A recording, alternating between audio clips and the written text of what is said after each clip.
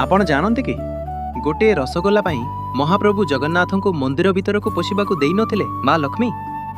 स्वयं जगतर नाथों पाई श्रीमंदिर द्वार बंद हो जाइतिला। कथाटा हैला रथयात्रा समय रे माँ लक्ष्मी को एका छाड़ी प्रभु निज भाई भौनी को सांगरे नहीं गुंडीचा मंदिर चलीगले।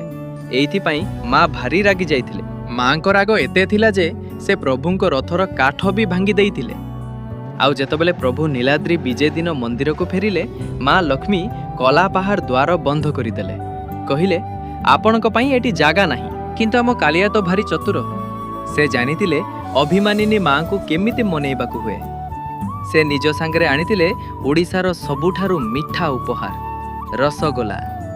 मिठा रसगोला खाई माँ को अभिमान भांगी गला। सेथिपाई आज भी नीलाद्री विजय दिन जगन्नाथ को रसगोला भोग लागे। ओडिशार एही मिठा परंपरा पाई कमेंट रे थरे लेखंतु जय श्री जगन्नाथ। एमिति अजना कथा जानिबा पाई चैनल को लाइक, शेयर और सब्सक्राइब करंतु। जय श्री जगन्नाथ।